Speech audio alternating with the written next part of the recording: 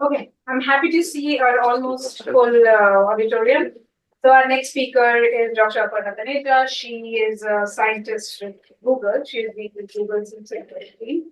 A lot is being said these days about the use harnessing AI and machine learning to for social work and socially responsible work and so on. Her work is very much within that domain where she tries to explore AI tools for social work.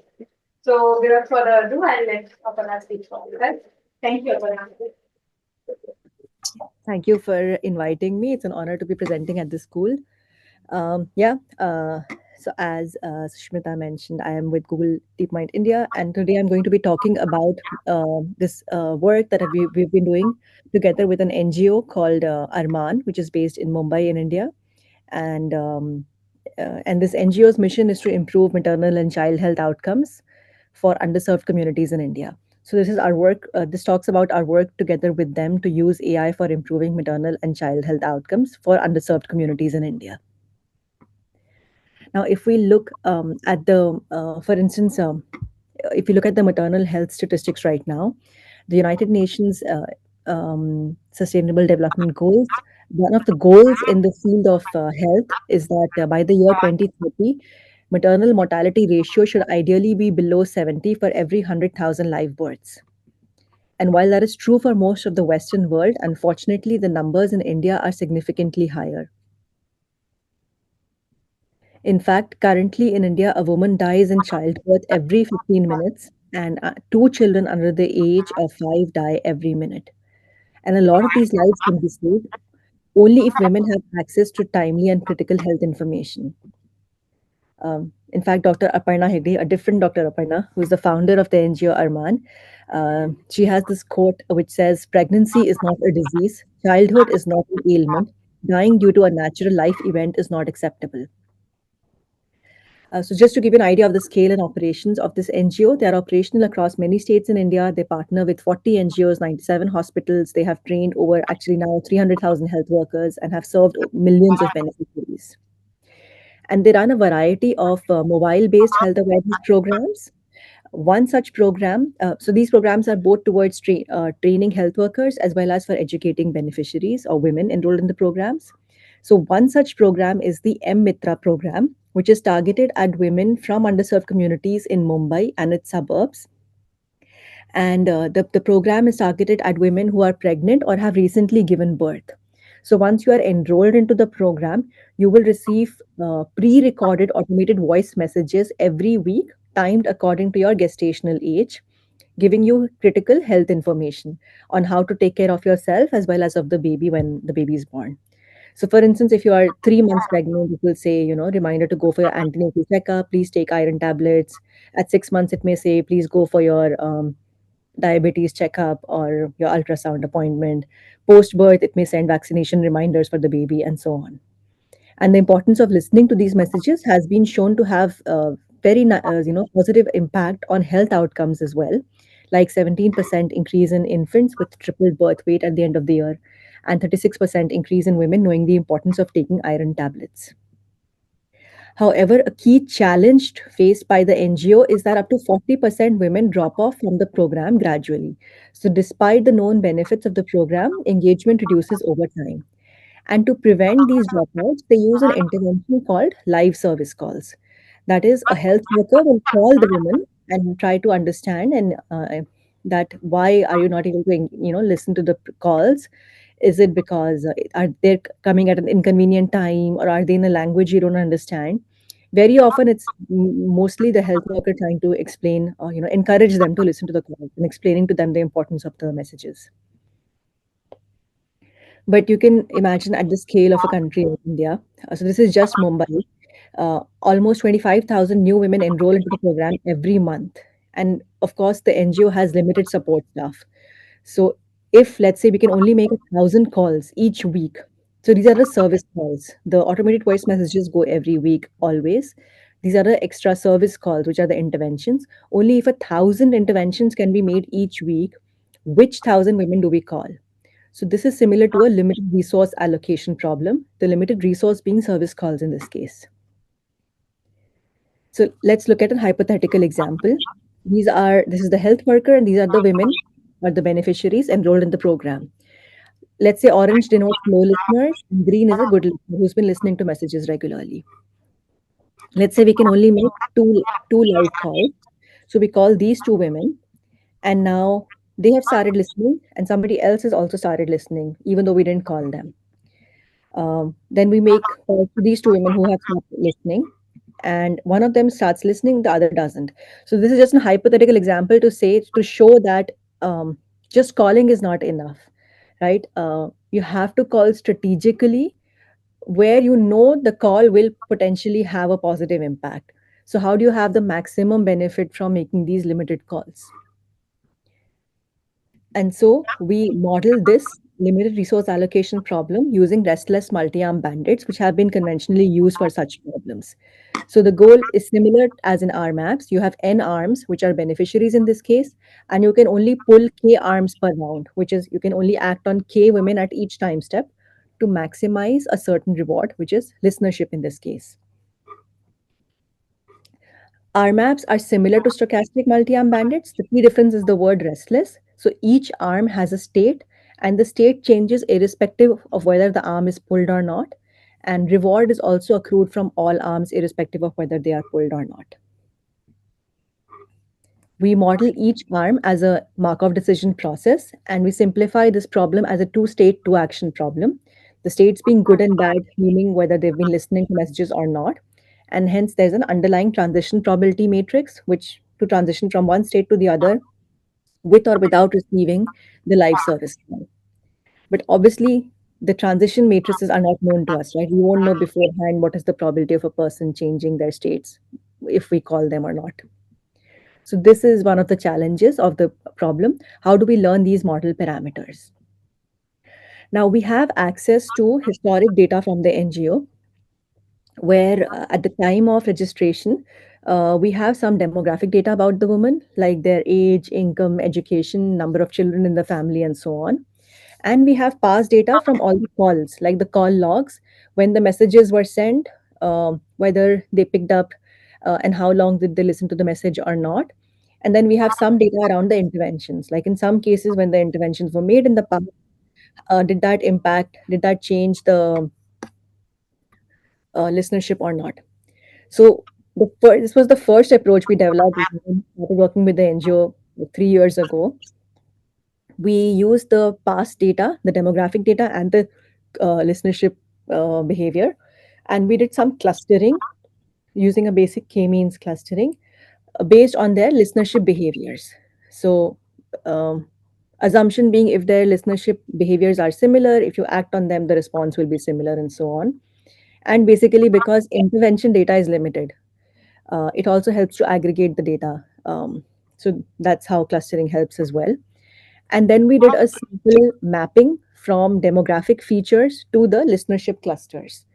Um, why this was done was so that at test time, now when a new person enrolls into the program, we won't know their listenership patterns, right? That will take a few weeks. But we do know their demographic data because we've have that at time of registration. Then using this mapping, we can predict, okay, it likely belongs to this cluster. And hence, for that cluster, those are the transition probabilities. So that's the likely probabilities. And then we have to solve the RMAP problem. So once we have the probabilities, we can solve, your Bellman equation. We use, I don't won't go into detail of this, but Whittle index is a very common approach for solving RMAPs.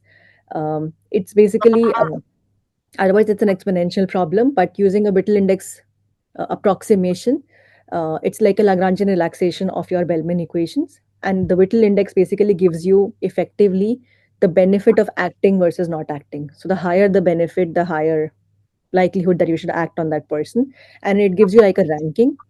So it organically gives you a ranking. So you can pick the top K women to act on. Now this approach was updated, which I'll talk about later.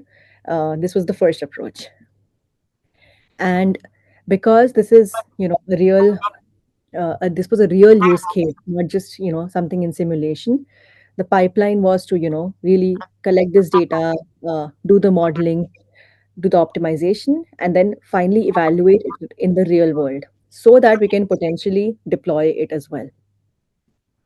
So we did a real world field study together with the NGO with 23,000 women divided into three groups: the RMAP group, a round robin group, and the current standard of care, which basically receives no interventions.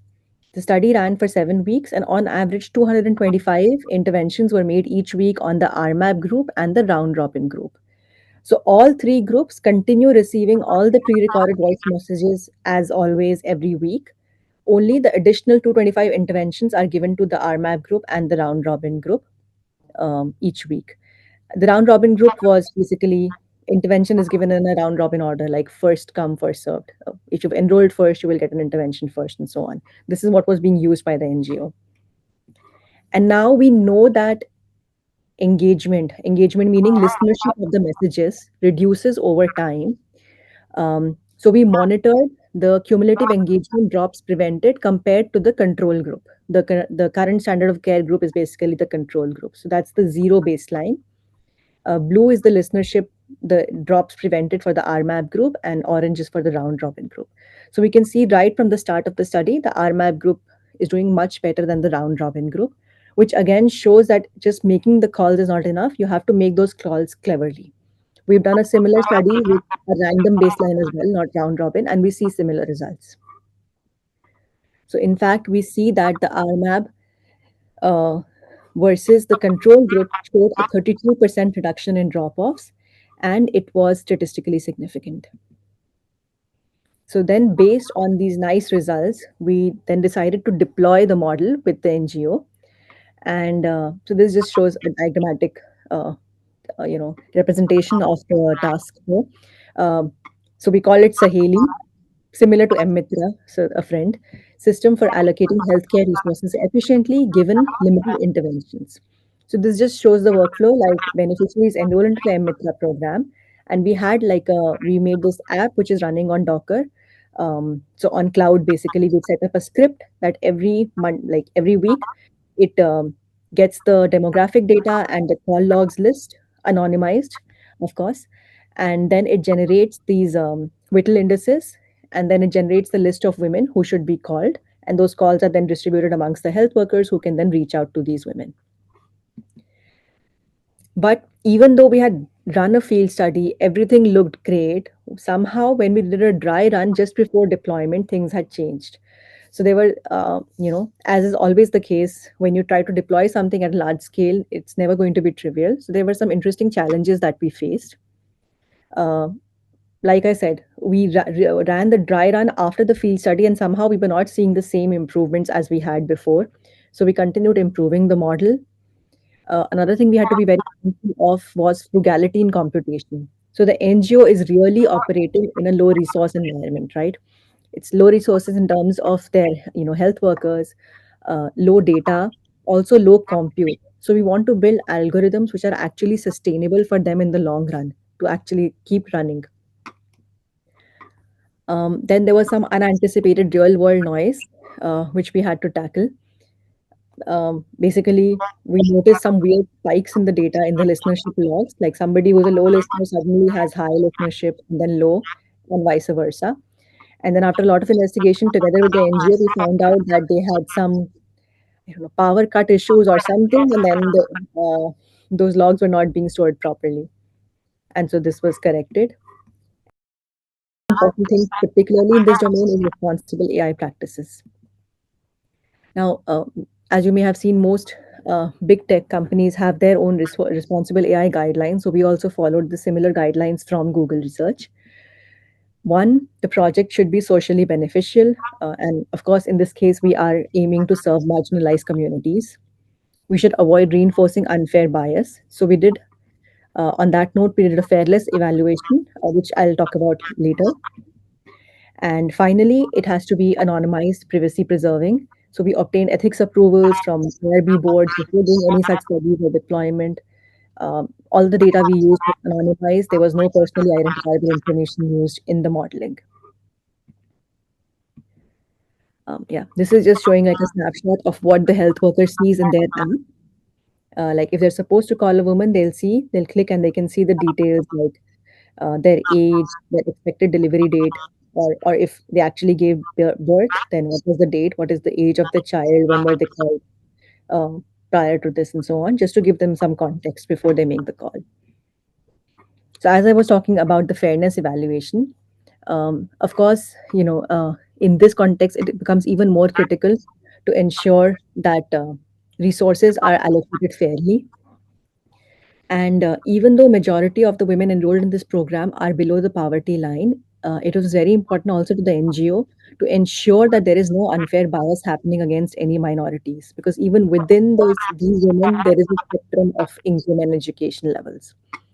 So if we look at, for instance, these were the women enrolled in the study, and this on the x-axis we see their education levels starting from illiterate to grade one to middle school to high school and graduation and so on. So orange shows basically the distribution, overall distribution of the population, and blue shows the distribution of how the interventions were distributed across these groups, just to see if they look proportional or not. And more or less, we see that it's proportional. In fact, there is a slight bias, it seems, towards lower education in the intervention distribution. So this was not by design. This was a post hoc evaluation. So this was, yeah, this just happened basically. That it had a desirable effect that it was slightly preferring lower education women. Similarly, if we look at, and the reason we use education and income is that, I mean, typically in India, minority status may be judged by sensitive attributes like religion, caste, etc. But we didn't have access to that information because the NGO doesn't collect this information. So that's why we use education and income as a proxy for us for the socioeconomic status of a person. So we did a similar analysis across income as well. So this shows the monthly family income. So you can see that already most women don't have a very high income, and this is the family income. And again, we see the orange is the distribution of the population, and you see already the graph is more towards the left side, and blue shows the distribution of the interventions. Again, it looks more or less similar to the population, slightly preferring lowest income women. Again, this was a post hoc evaluation, um, but now I'll talk about our new approach later.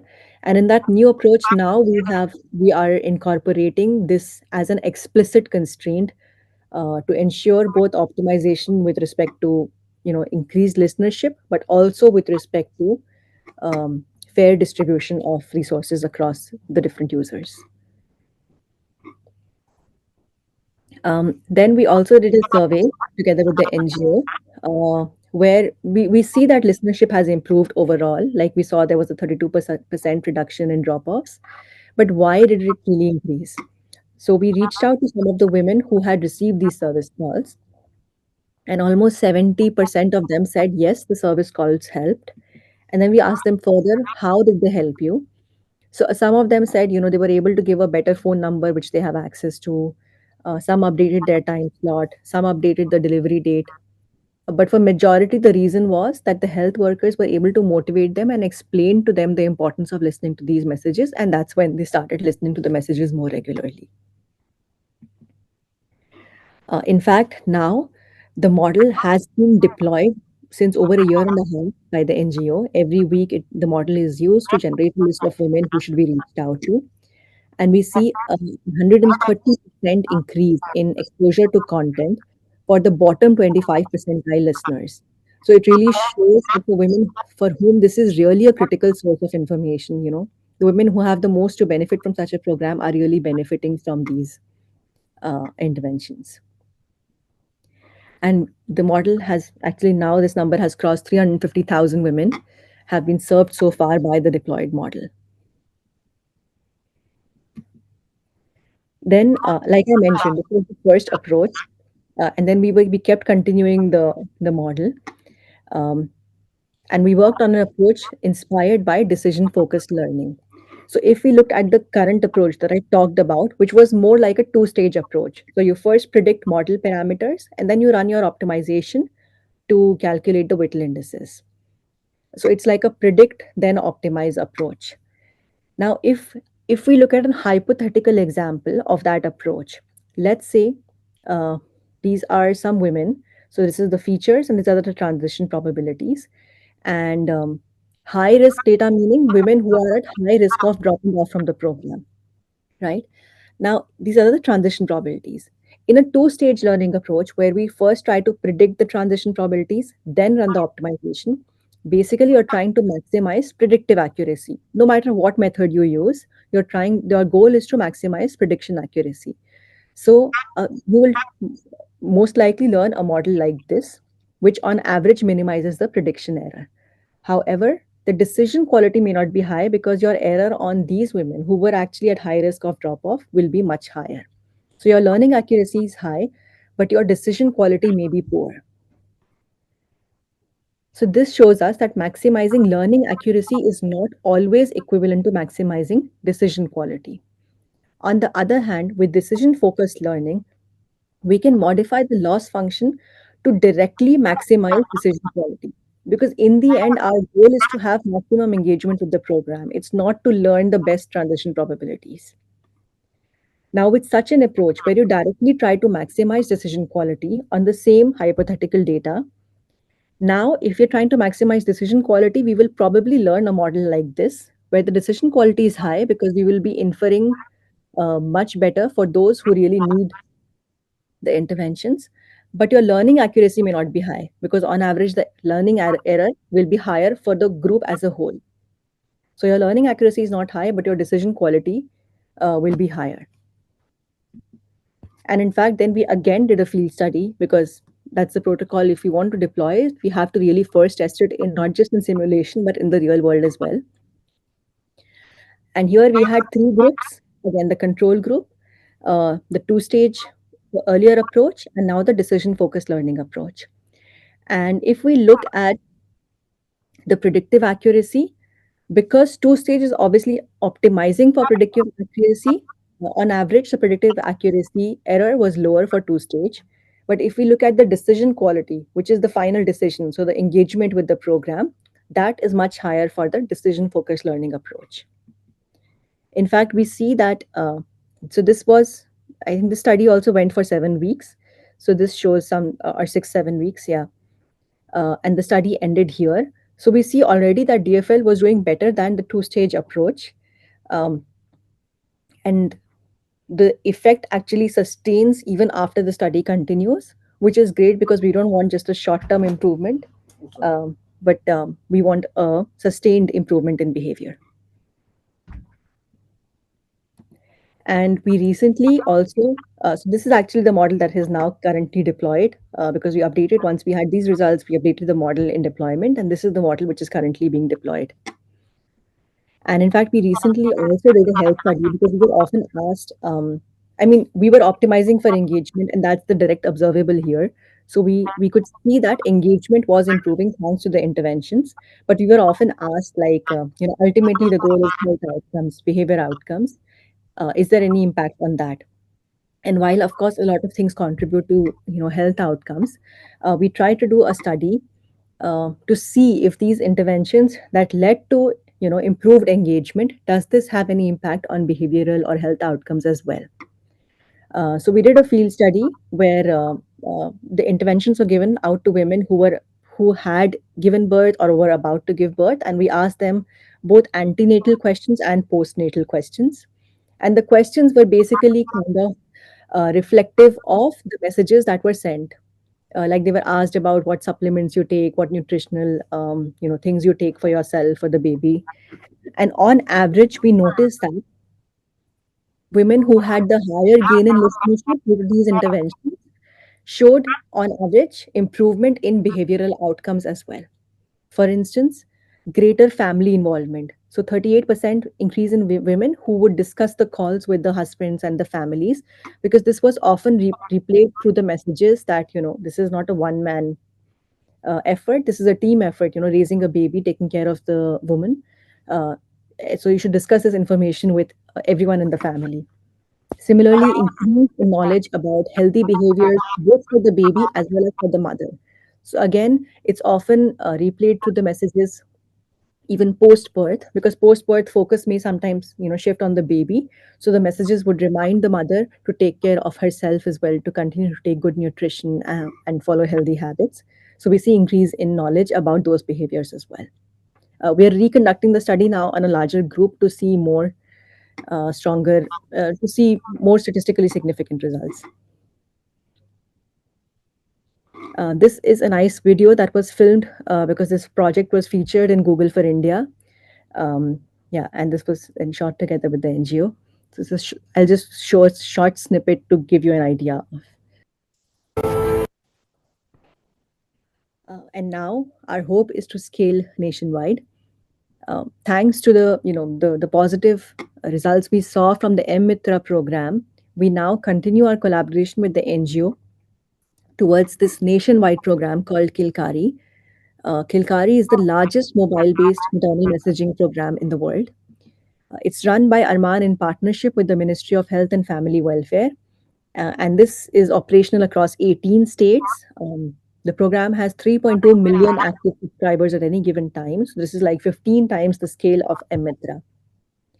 And here we see the same challenges because of the scale. We see the same challenges of low engagement, increased drop-off rates. And due to the large scale, we see much more challenges. First of all, there is variations in regional variations in listenerships across different regions. So this raises the question: will one model fit all or not? For interventions, we have very limited call center support, so we have to rely on our ASHA workers to go in person and talk to these women. So which makes it quite it's intensive on effort from the ASHA workers. And finally, there's also we have no knowledge of demographic data here. Because of the scale of the program, we don't have demographic data of the women, a very limited demographic data. And so we don't know if we even own a phone, because many of these women, they are in rural districts and they don't even own a phone. So they would own they have a shared family phone, which means that they don't always have access to the phone. And so we don't know this, and hence we don't know what's a good time to call these women. Um, So these are some of the challenges, like I mentioned, limited demographic data. So now we are evolving our approach to a non-Markovian approach, which uses time series data. Also, because since we don't have any demographic data, we cannot no longer do that mapping from features to model parameters. So we now rely on the time series of the listenership data. We're working on bandit algorithms to infer the time preferences of when to call these women. We now have multiple interventions, so we need a multi-action RMAP, which I'll talk about later. And finally, another challenge is that due to the scale of the program, so right now what happens is a call is sent to the woman multiple times throughout the week until she picks up. The same message will be sent about 9 times until it's picked up, which means a lot of bandwidth is being spent on these reattempts.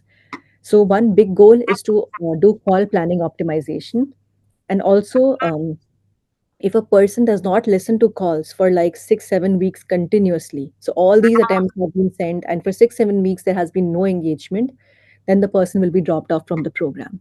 The intention here is because if it's a wrong number, or if someone is really not interested, then to not spend all that bandwidth on reaching out to someone who's not interested or has been wrongly registered. So once a person is dropped off from the program, then no intervention can help. So it becomes even more important to infer what's the right time to call a person, because one, then we can, if we can call them at the right time, they can actually hopefully listen to the message, and potentially we can retain them in the program for longer. And then by optimizing this, you know, we can hopefully reduce the number of attempts needed to reach a person, which means we can free up bandwidth to potentially enroll even more people into the program. Yeah, so this is the first approach we worked on, where we are relaxing the Markovian assumption and instead using a time series RMAP, which currently we're using an LSTM model to predict listenership. So given listenership of the past few weeks, try to predict what will be the listenership in the future weeks without receiving an intervention. Um, and yeah, and then this is again a model for distributing interventions. So this is currently only in simulation. These results show in simulation that using such a model, uh, it performs better than doing a random allocation of interventions. Like I said, this is currently in simulation. We are yet to do a field study to actually evaluate it in the real world. Similarly, important, like I was mentioning about the time slots, we're working on bandit algorithms to infer the right time slot to send out those voice messages. This just shows the first approach was a simple, UCB kind of approach, upper confidence bound approach, which already showed um, good improvement compared to calling randomly. So like the number of retries reduced from 5 to under 3, and similarly we see that we can already converge to optimal time slot, like 80% of women we can converge to optimal time slot within like 5 to 6 weeks compared to um, uniform uniform update of time slots. This is the more interesting work here. So we've recently now built an approach to infer the right time slot using bandit algorithms. So basically, you can think of this as a big matrix where each row is a person enrolled in the program, and the different columns are the different time slots.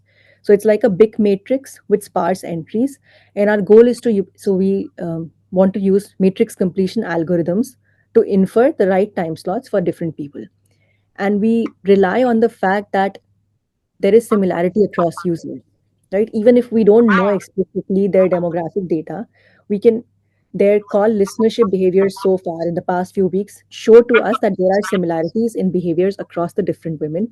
And so by using collaborative bandits, we can learn from this cumulative data to complete this matrix.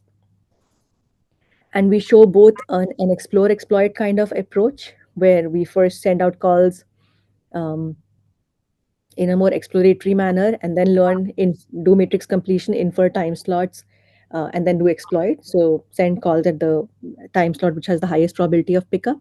And another approach we showed was a phased approach, uh, which instead of doing one long explore and then exploit, does that in phases so that we can converge even quicker. But then this is more computationally expensive.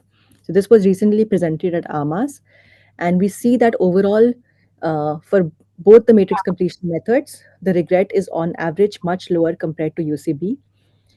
So 45, and in we see a 45% reduction in the number of retries compared to a random policy, and a 25% reduction over UCB policy for almost 75% of the users.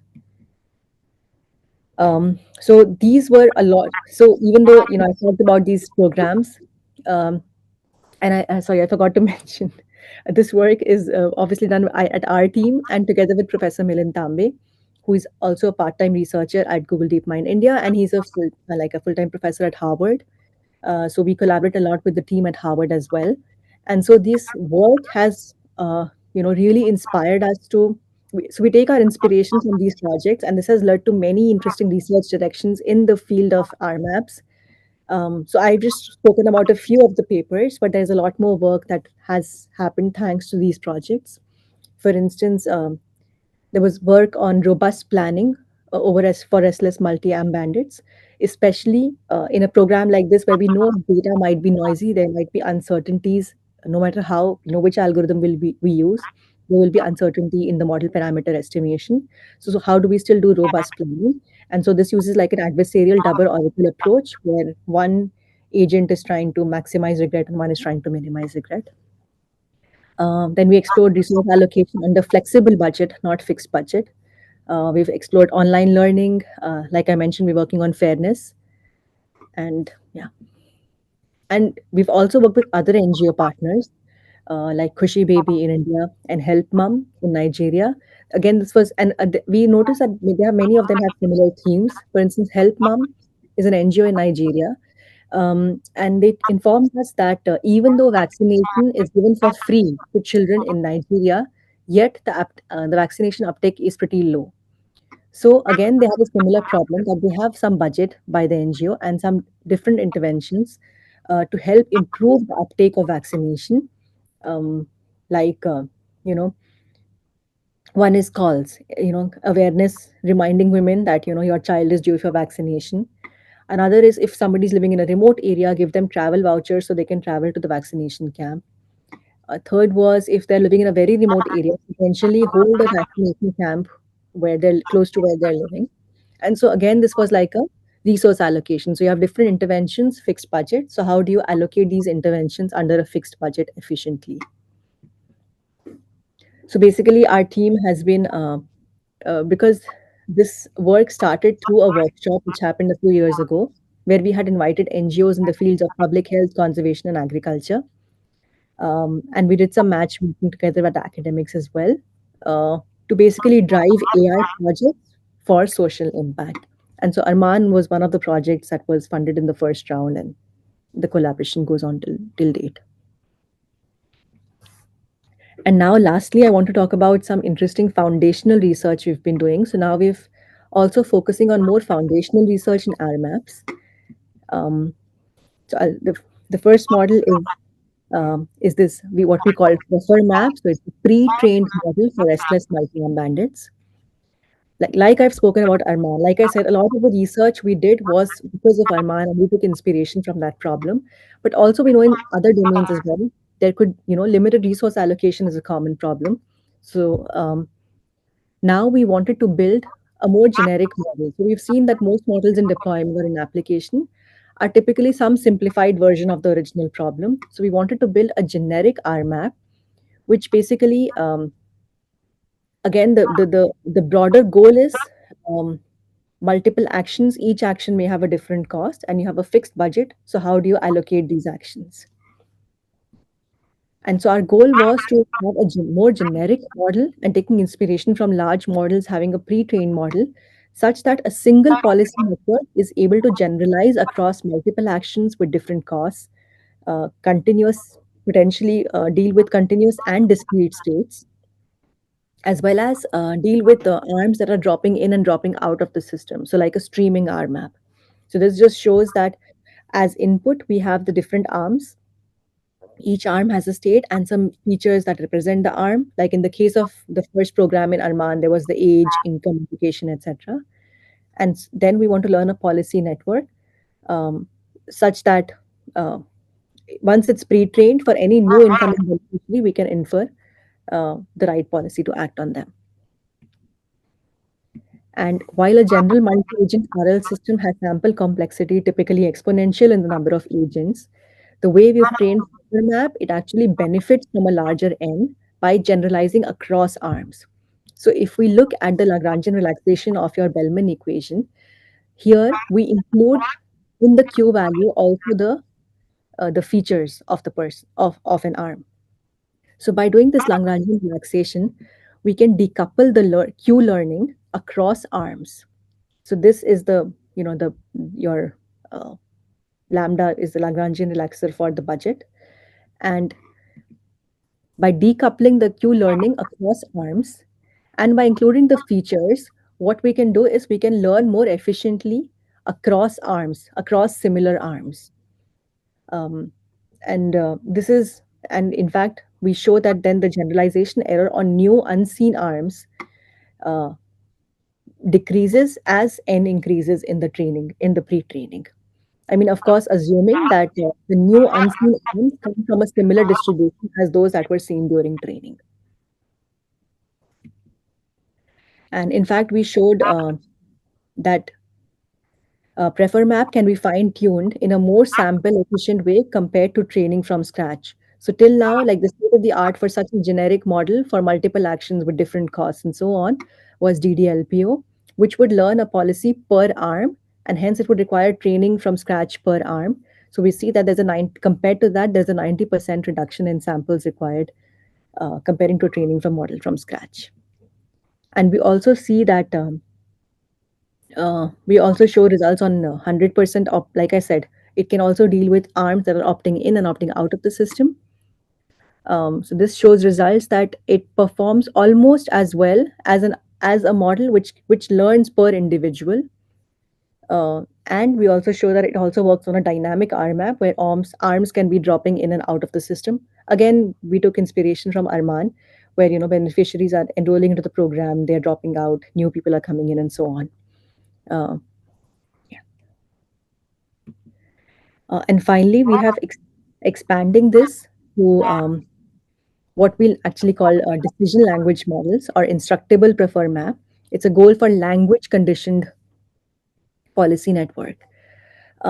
Again, the goal, like the inspiration for this came from our work on the societal impact projects. For instance, let's say you have, like the Kilkari program, which runs nationwide, and you have trained an RMAP policy for distribution of the limited resources. But different regions may have, for instance, different requirements, and you want to be able to adapt these models efficiently without requiring to retrain from scratch every time you need to adapt your goals. So it gives greater adaptability to new goals. Let's say, for instance, the goal is you know um, prioritize all women but slightly prefer women from a certain underrepresented group A. So this is like a language specified reward design for RMAPs. I won't go into all this. Just as an example, for instance, prioritize all women but slightly prioritize younger mothers in the resource allocation. Now, this can be interpreted in many ways, right? There is ambiguity. Um, you can express this in many ways. So, what we do is we use LLMs to shape the map reward design through this language input. So, we use an LLM and we give it context that this is an RMAP. These are the features of the beneficiaries in the program. On average, interventions improve engagement, and your goal is to update give us code for the reward such that you prioritize everyone but slightly prioritize younger mothers. So now the LLM, because of its world knowledge and we've given it context that these are the features of the women, can infer which might be the relevant features for such an input prompt. And so it can generate multiple candidate reward functions. And for each of the candidate reward, and it actually produces the code for the reward functions. For each of these reward functions, we can then train the RMAP policy, like prefer map, for instance. For each reward function, we can train an individual prefer map. And then in simulation, we can get the reward distributions for each of those policies. And then the LLM does what we call reflection. So it can introspect on the different reward distributions for the different policies to see which one seems to be the best aligned with your original input command, and use that as the best reward function and use that as context for the next iteration. And it goes on. So together with the NGO then, we ran this on a variety of tasks to see how good can the LLM do in coming up with the right reward function. Actually, these results are updated now. So we see this is the random baseline. Um, the yellow is the base reward, so the human reward, a human specified reward function. And yeah, and this dark blue is the reward without any reflection. So in the first iteration, and this is the reward function produced by the LLM with reflection. And on average, we see that in many cases, we can achieve similar performance to the human reward function, and reflection on average improves the inference. And it just shows a variety of tasks. Like these are more simpler tasks which have a single feature, like low income, prefer Hindi speakers, prefer critical low income. So it can infer the right feature from the set of features we have given. Uh, you can also give multiple features like prefer low income and younger women, or people who receive afternoon calls and are registered at the NGO and so on. And then there is a set of more complex tasks like early and late workers. For instance, this is not explicitly known in the features. What is their working hours? So it has to infer somehow indirectly, for instance, from the time slot when they get calls and so on. Similarly, technically challenged is also a complex task because there's no direct inference to what does that mean. So yeah, we continue to work on this. This is still under progress. Um, yeah, so this is just sorry, I know I've spoken a lot, but I just wanted to show that we work together. Like the goal of our team has been so far to do foundational research in RL and RMAPs and so on, always with the goal of real world societal impact, and we've shown that through our partners on the different programs, as well as we have led some great research which resulted in actually now it's over 20 papers in 3 years, and with some best paper award as well. And now we are also looking towards building more foundational models in multi agents. Thank you to our many collaborators at Arman, Google, Harvard, Google.org, and University Relations. Thank you. Thank you, Deepak. Okay, a few questions. Aparna, can you hear us? Yes, I can hear you. Yeah. First of all, thank you for the for your all for all of the efforts. And like my question was, as you said, ki you have deployed a model, like a whole model, to like help the NGO.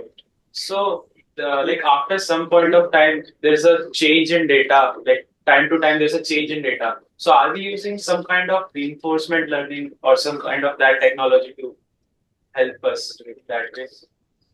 Yeah, that's a great question. So,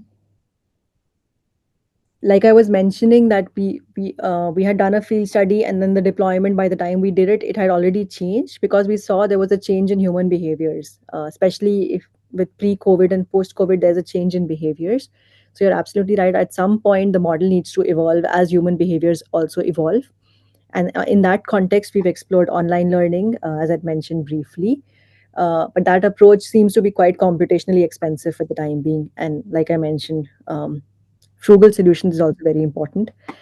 So as of now, um, I think since we've deployed the model over a year and a half ago, we have not updated so far. And this has been a topic of conversation whether we should move towards something like online learning so that it keeps updating, or do we just have an efficient update to the model mm, every few time steps or so. Yeah. So this is something we are strongly considering right now. Like I had another question. So as you like as we saw, we have some kind of we have limited data about about this thing. So do you think that like the data which government let's say if you talk about census, do you think that can help in the training the whole model? Yes. So in the latter case, like the regional program, the one I showed about Mumbai, there we had rich data, right? Per person, we have age, income, etc.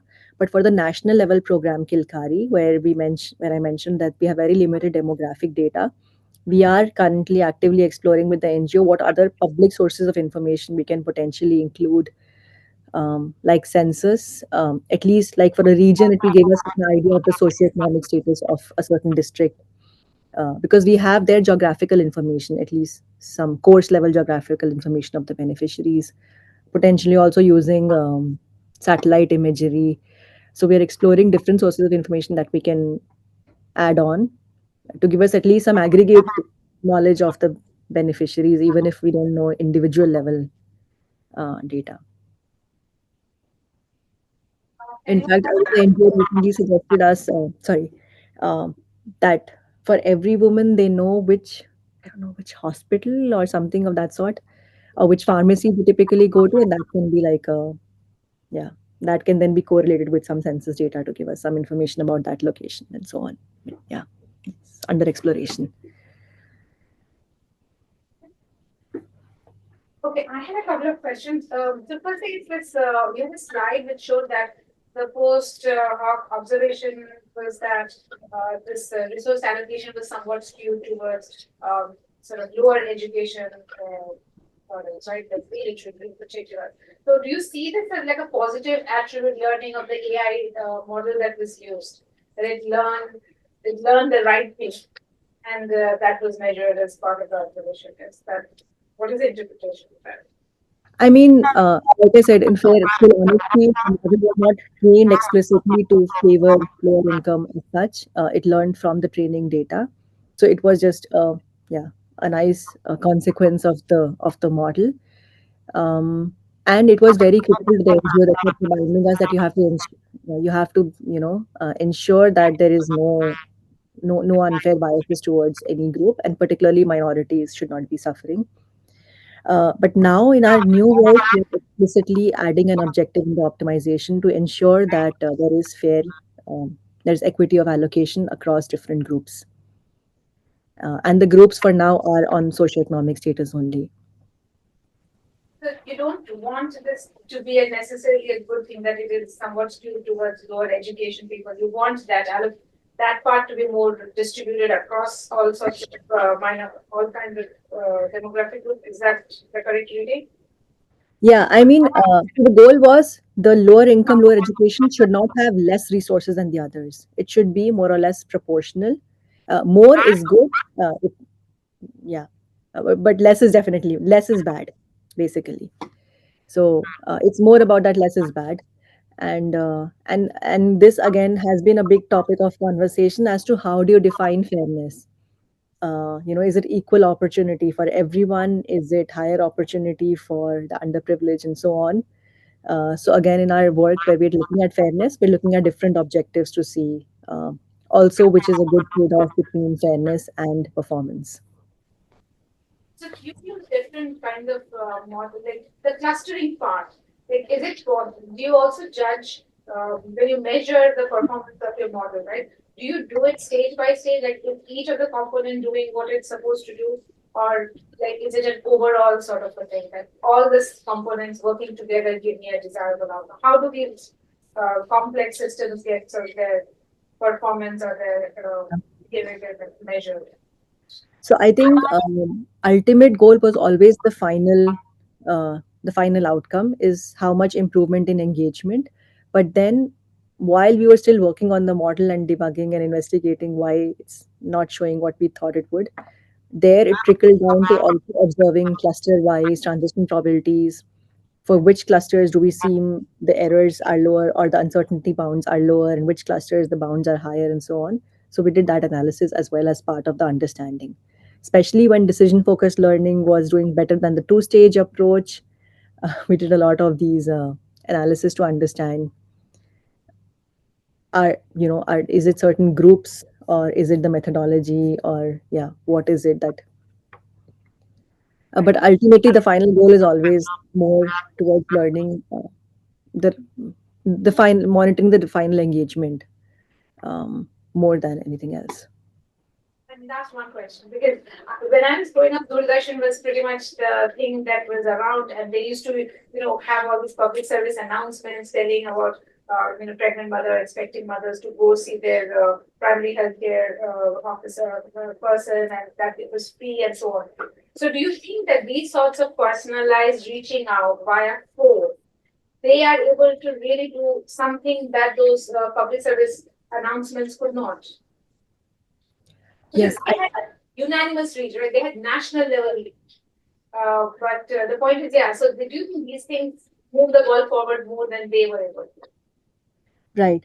I think um, i think the intention for the NGO is to, while you're right that there is all these universally, I won't say accessible, because while these are spread out uniform, this information is uniformly spread out across everyone, it may not be accessible to everyone. Not everyone has access to a phone or a TV and so on. um, the NGO's goal was for those women who really have the most, limited access, because they have a shared family phone, or just limited resources in general, for them to really benefit from such a program. And how the interventions help is because these health workers interact with these women a lot, even on other programs, right? Because they're ASHA workers basically. So they're doing COVID surveys, vaccination, other census surveys, and so on. So they already know these women.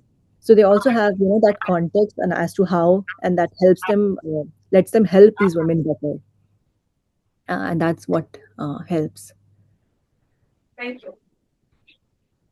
Okay, he had another question. So, like again, like as you told that we have that this is a sensitive issue, and like we have very limited data to many things. To many things, and like there must be those overfitting issues, I guess, and there are not many people uh, to check the robustness of the model. So is this thing still under development because it's currently under development, right? Like the whole thing. So the robustness of the model, is it still under development? Like checking how things are. So, like I mentioned, we are aware that no matter the best approach, there may be uncertainties in learning, because also, for instance, these phone calls are a noisy signal. If a person does not pick up, does not mean they're necessarily a bad listener, right? It just happened that that day they couldn't pick up the call. So it's also a noisy signal. We understand that. Uh, um, but because of this collaborative RL kind of approaches, the hope is that from through aggregate information across many users, you can learn more efficiently and robustly. And like I mentioned very briefly in the end, we also did this explored this approach on explicitly robust planning under uncertainties, where we explicitly plan using a mixed strategy approach, uh, with the underlying assumption that there are confidence intervals to our learnings. Um, are we continuing to evaluate the robustness? As of now, no. I mean, the deployed approach the model is deployed now. It's been deployed for over a year and a half now, at least with the emitter program. And now we have more shifted focus to the Kilkari program, which is the nationwide program. And there we are just in the early stages of development. Yes, we just have that this time series model that I briefly showed, which we have not yet tested in the real world. So yeah. So I had one question. So whatever this model is, it gives output as today call these women, or like does it also takes into account that call this woman at this point of month and at this time, like, or like does it take these things into account that when to call in the month and like, Um, so as of now, for the regional program, the Mumbai-based program, the script every Monday the script runs and it reads the call logs and everything to generate the list of women that should be called. Then it's up to the health workers to reach out to those women within that week. Um, we don't infer the time or anything. It's up to the because the health workers also have other responsibilities. So they have to do physical surveys and visits and so on.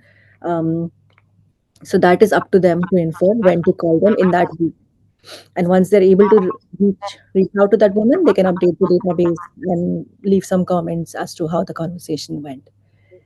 The second program, the one I talked about, the large scale program, that is where we are trying to infer the right time slot.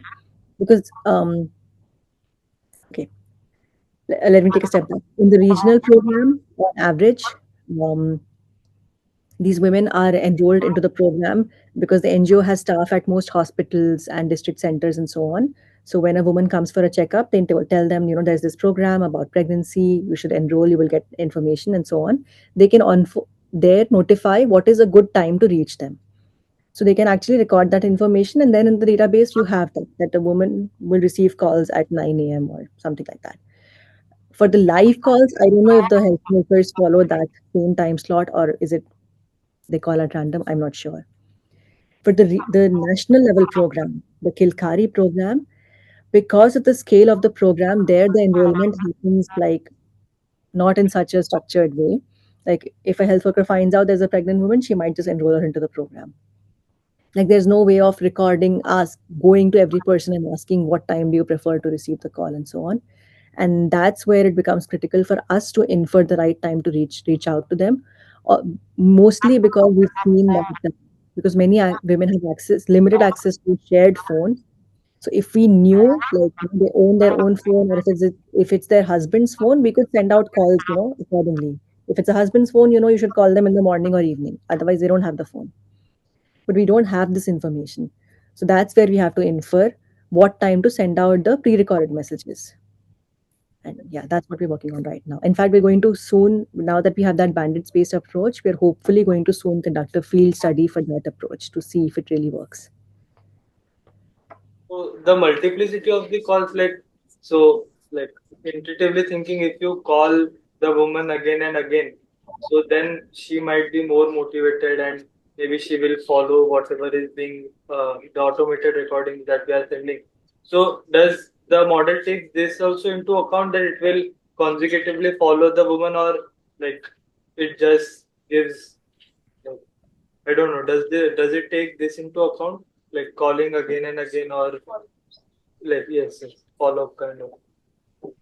Calling again and again, you mean with the pre-recorded messages or with the intervention, the live calls? Intervention. With the intervention. Actually, with the interventions right now, we don't call again and again because of the scale of the program. It also won't be fair to call the same person and again and again. So right now, there's a constraint that once a person receives an intervention successfully, they cannot receive an intervention for the next 4 5 weeks or so. Um, Because if someone is there which we think might help more with intervention, so it could make more sense to say give 2 calls to her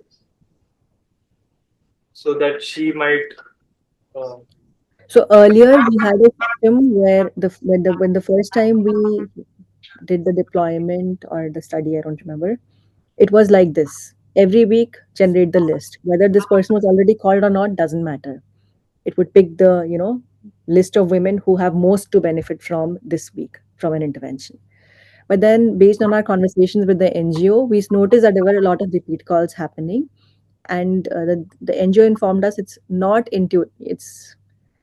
It may help. It may not always help to call the same person and again. Um, Also, it's not fair when so many women need a call to give repeat calls to the same people. So that's why we switched to then sending one call only in a few weeks and not repeatedly calling them every week. Also, because there is um, an interesting effect, which, as per the NGO's observation, that sometimes if you call them too much, it can have the opposite effect, right? Badgering. It's badgering, right? Like you get spam calls, then it just, yeah. So so that has also be to taken into account. Just one other thing, but like, isn't there a good reason to make women who are younger, but also first-time mothers the priority? Because they might not have the information at all, versus women who have been mothers before and therefore likely have heard this sort of message. Um, so we don't give an explicit preference, like we give it all the features, whether it's because there's number of children or number of pregnancies is a feature as well. So the model infers on its own, we don't prioritize. It's funny that the Dr. Aparna Hegde, who's the founder of the NGO, actually once told us in one of the meetings that she believes everyone has equally to benefit from. Because many women get very confident that we've had children. No, we don't need to listen to these messages. We know everything. But she insists that it's equally important for everyone because one, you may forget, two, you may probably didn't have the right knowledge the first time around. So everyone has to benefit from them. So yeah, so this was as per her. Yeah. and In like fact, any in fact, I had asked them also at the beginning, like, can we take health data into account? Like women who are at high health risk, like if somebody's at a risk of gestational diabetes or is um, low weight or high blood pressure or something like that. Unfortunately, they don't capture all that health data. Uh, like you don't have rich data for that. Some women may give some context at time of enrollment. Most women won't. So then we couldn't capture that data. so like this is not really regarding the topic, but like any suggestions for research and industry intersection as such, like how do these domains work as such? Um, so you mean that is this research kind of prevalent or uh, Like what is the scenario of industrial research of these topics? Health related. Not health related, computer science related topics. Okay, so let's say this game theory, machine learning, AI. Like I guess ask more specific question. If you wanted to get into Like research, theoretical computer science scenario in industry. Right. Mm. so I can speak for the topics that broadly I work on. I mean, this can be useful in many domains. Like just the problem of limited resource allocation can be used in so many ways. It can be used to I don't know, check on servers, which servers do we monitor, or how to allocate machines across tasks, or how to reach out to customer care. Who should customer care reach out to when so many people need the service? So it's applicable in many generic domains as well, not just in this particular domain. Um, there's like for Google Ads is a big thing. This is also kind of useful, can be useful in a domain like that. Um, so I would say that research like this is very prevalent and is worked upon actively, at least at Google. Several teams working on similar such topics, both from the perspective of just foundational research and as well as from the applied impact of it, the potential applied impact of it. Yes, I have a question. Hi, Aparna. So, this model and presentation currently works on helping like dispersing the information, like what is right, what you should do. But what about the second level? Like, all these advices being followed or not? What about those level? Sorry, can you clarify again? Okay. Yes. So there are like two levels of help. First is dispersing the information advices through Yeah, these calls. But what about like how are they actually using these advices? right. So this was I had briefly showed this health study. Sorry, I just rushed through a lot of content in in the 1 hour. So we did a health study recently where we reached out to these women and the NGO did surveys with them. And it wasn't like so it was on both women who had received interventions or who had not received interventions. But basically, you are enrolled in the program. You've been receiving all these messages for the last 1 year, so they just reached out and did some antenatal surveys. So, like, they asked them questions on antenatal care. So, how did you take care of yourself during your pregnancy? Did you take any supplements? How many doctor visits did you make, and so on. Similarly, for postnatal, they asked questions like, if the woman would not know that you're trying, what are you trying to gauge from that? They asked simple questions like, do you know what's the birth of the baby? Like, what was the weight of the baby at the time of birth? Or when did you first feed water to the baby? When did you first breastfeed the baby, and so on. And from these signals they could gauge then, because these messages, like this information had been sent through the messages, throughout the messages, like once the baby is born, you should try to breastfeed the breast. Very, very exciting. So, do you Yeah. have to eat now? Can we just keep on for 5 more minutes, maybe? I have requested them to give me a few more minutes, so hopefully, yeah, I have. Yeah, so that's where we did the surveys to see their understanding. Like they listen to the messages. Like I said, we've been monitoring the engagement. That listenership has increased. But you're absolutely right. Did they actually understand? Did they actually absorb the messages? And then did they act on the messages? Is a separate thing, right? So first comes your just listenership, understanding, then behavioral change, that is acting on it, which will hopefully lead to better health outcomes. And so we've tried to evaluate the behavioral aspect by asking these questions. And that's where we notice, compared to women, for women, we noticed that for women who had the highest gain in listenership because of the interventions, typically showed higher improvements in these behavioral outcomes, like better healthy, knowledge of health, good health behaviors for both the baby and the mother, greater family involvement, and so on. So these were the behavioral outcomes.